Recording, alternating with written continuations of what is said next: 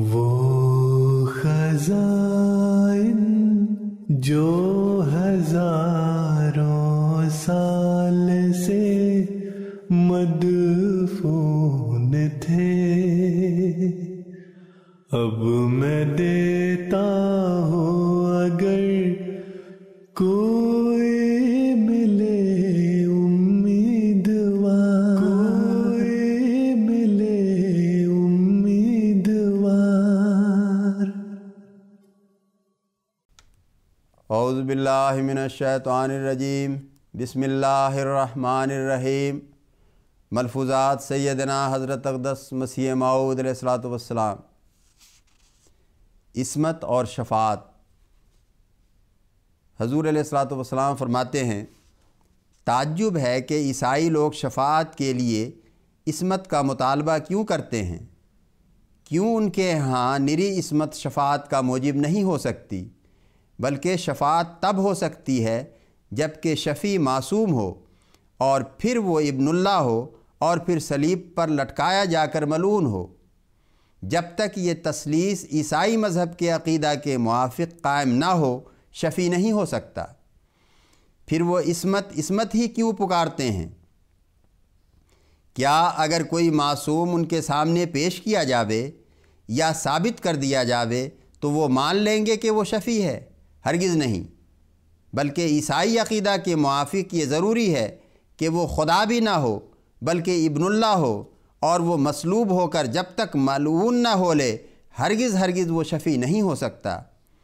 پھر ایک اور بات قابل غور ہے کہ جب کہ یسوع خود خدا تھا اور اس لیے وہ علت العلل تھا، اور اس نے کل جہان کے گناہ بھی اپنے ذمے لیے، پھر وہ معصوم کیوں کر ہوا؟ اور گناہوں کا تذکرہ ہم چھوڑتے ہیں جو یہودی مورخوں اور فری تھنکروں یعنی آزاد خیال نے ان کی انجیل سے ثابت کیے ہیں، لیکن جب اس نے خود گناہ اٹھا لیے اور بوجہ علت العلل ہونے کے سارے گناہوں کا کرانے والا وہی ٹھہرا، تو پھر اسے معصوم قرار دینا عجیب دانشمندی ہے۔ پھر خدا کا نام معصوم نہیں، کیونکہ معصوم وہ ہے جس کا کوئی دوسرا عاصم ہو۔ خدا کا نام عاصم ہے، اس لیے جب شفاعت کے لیے ابنیت کی ضرورت ہے اور اس کے لیے بھی مصلوبیت کی لعنت ضروری ہے، تو یہ سارا تانا بانا ہی بنائے فاسد بر فاسد کا مصداق ہے۔ حقیقی اور سچی بات یہ ہے کہ جو میں نے پہلے بھی بیان کی تھی کہ شفیع کے لیے ضروری ہے کہ اول خدا تعالیٰ سے تعلق کامل ہو،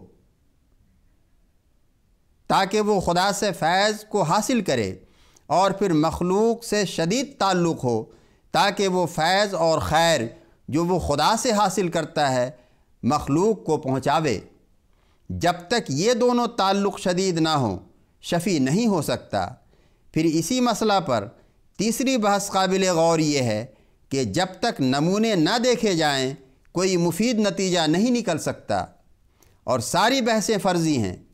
مسیح کے نمونہ کو دیکھ لو کہ چند حواریوں کو بھی درست نہ کر سکے، ہمیشہ ان کو سست اعتقاد کہتے رہے، بلکہ بعض کو شیطان بھی کہا، اور انجیل کی روح سے کوئی نمونہ کامل ہونا ثابت نہیں ہوتا۔ بالمقابل ہمارے نبی کریم صلی اللہ علیہ وسلم کامل نمونہ ہیں کہ کیسے روحانی اور جسمانی طور پر انہوں نے عذاب علیم سے چھڑایا اور گناہ کی زندگی سے ان کو نکالا کہ عالم ہی پلٹ دیا۔ ایسا ہی حضرت موسیٰ علیہ السلام کی شفاعت سے بھی فائدہ پہنچا۔ عیسائی جو مسیح کو مثیل موسیٰ قرار دیتے ہیں تو یہ ثابت نہیں کر سکتے کہ موسیٰ کی طرح انہوں نے گناہ سے قوم کو بچایا ہو، بلکہ ہم دیکھتے ہیں کہ مسیح کے بعد قوم کی حالت بہت ہی بگڑ گئی۔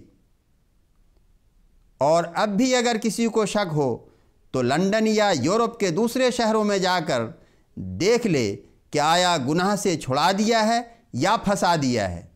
اور یوں کہنے کو تو ایک چوڑا بھی کہہ سکتا ہے کہ بالمیک نے چھڑایا، مگر یہ نرے دعوے ہی دعوے ہیں جن کے ساتھ کوئی واضح ثبوت نہیں ہے۔ پس عیسائیوں کا یہ کہنا کہ مسیح چھڑانے کے لیے آیا تھا ایک خیالی بات ہے، جبکہ ہم دیکھتے ہیں کہ ان کے بعد قوم کی حالت بہت بگڑ گئی اور روحانیت سے بالکل دور جا پڑی۔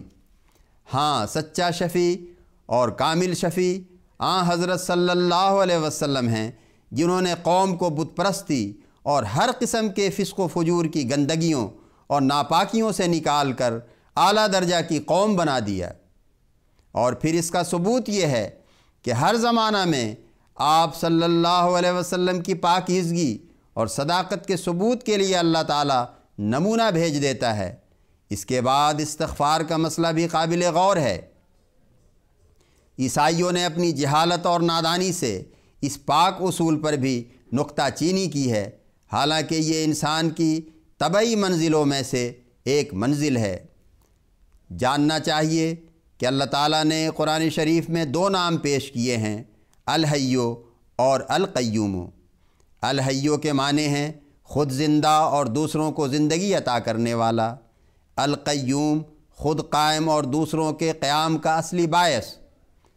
ہر ایک چیز کا ظاہری باطنی قیام اور زندگی انہی دونوں صفات کے طفیل سے ہے۔ پس ہے کا لفظ چاہتا ہے کہ اس کی عبادت کی جائے، جیسا کہ اس کا مظہر سورہ فاتحہ میں ایاک نعبد ہے، اور القیوم چاہتا ہے کہ اس سے سہارا طلب کیا جاوے، اس کو ایاک نستعین کے لفظ سے ادا کیا گیا ہے۔ ہے کا لفظ عبادت کو اس لیے چاہتا ہے کہ اس نے پیدا کیا اور پھر پیدا کر کے چھوڑ نہیں دیا، جیسے مثلاً معمار جس نے عمارت کو بنایا ہے، اس کے مر جانے سے عمارت کا کوئی حرج نہیں ہے، مگر انسان کو خدا کی ضرورت ہر حال میں لاحق رہتی ہے، اس لیے ضروری ہوا کہ خدا سے طاقت طلب کرتے رہیں، اور یہی استغفار ہے۔ اصل حقیقت تو استغفار کی یہ ہے، پھر اس کو وسیع کر کے ان لوگوں کے لیے کیا گیا ہے کہ جو گناہ کرتے ہیں ان کے برے نتائج سے محفوظ رکھا جاوے، لیکن اصل بات یہ ہے کہ انسانی کمزوریوں سے بچایا جاوے۔ پس جو شخص انسان ہو کر استغفار کی ضرورت نہیں سمجھتا، وہ بے ادب اور دہریہ ہے۔ اللہم صلی علی محمد وآل محمد وبارک وسلم انک حمید مجید۔